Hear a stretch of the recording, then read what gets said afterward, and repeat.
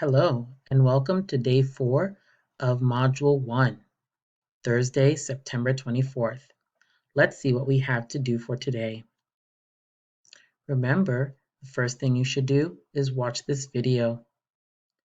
Then we will go to async. Today, you have a Nearpod to do on how to use Achieve 3000. Achieve 3000 is the program we use to measure our reading comprehension in English. Remember last week, you all took a comprehension test and now you know your Lexile level, so we are going to see how we're supposed to do this program and how we navigate it. So remember, you join lesson and then you're just going to do some reading. Take notes if you need to. It explains how to find your Lexile level, career goals. We will do that together. And then you're going to watch this video on how to navigate and how to use the program after you sign in. How do you increase your level? More information about how you increase your level. And this is different ways on how to help you navigate the program when you're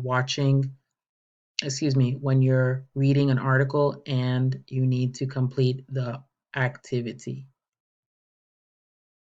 Some helpful features. So there are a lot of helpful features in this program and they're listed here. And then you're going to watch one more video about the program and answer some questions. And that's it. Remember to read everything before you answer and submit, and then you will have become an expert in Achieve 3000. That's all you have to do for your async work. Now, in sync work, we have a few things to do. So it will be an Achieve 3000 day. All right. So the same presentation that you just did or will do in Nearpod is here, and I will emphasize many of the points. So make sure you are there with notebook and paper so we can get this show on the road with Achieve 3000. And that's it for today. Good luck.